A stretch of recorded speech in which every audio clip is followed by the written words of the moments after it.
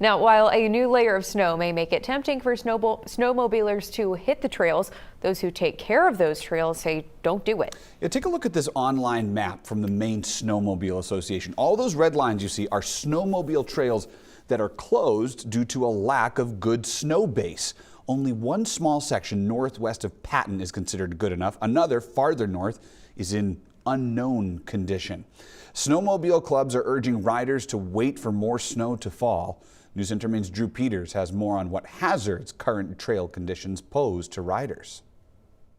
Very hard pack. That's how president of the Tri-Town Penguin Snowmobile Club, Duncan Daly, says he would describe the conditions of the trails his group manages. It's really not even very good for riding. Which is why he and other snowmobile clubs throughout the state are urging riders to stay off the trails or use extreme caution if they insist on riding.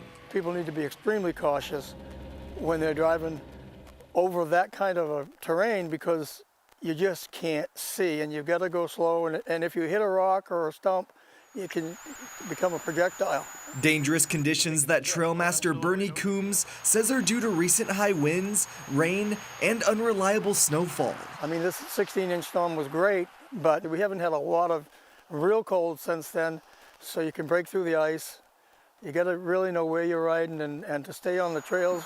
We're in that one step forward, two steps back situation where we had perfect conditions just a few days ago, and then that rain came in. President of the Westbrook Trailblazers Snowmobile Club, Dan McCarthy, says the unpredictable conditions have even forced him to close his trails for now. We've had some water holes open up and stuff, and it really isn't safe. Not only to protect riders,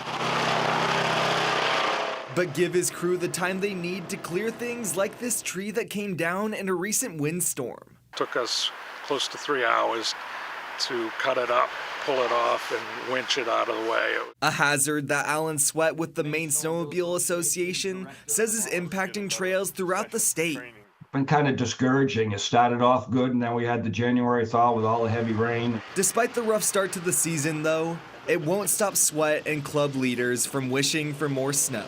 Looking at 3 to 4 inches on top of what we have here, and that'll make it safe and make it passable. Drew Peters, News Center, Maine.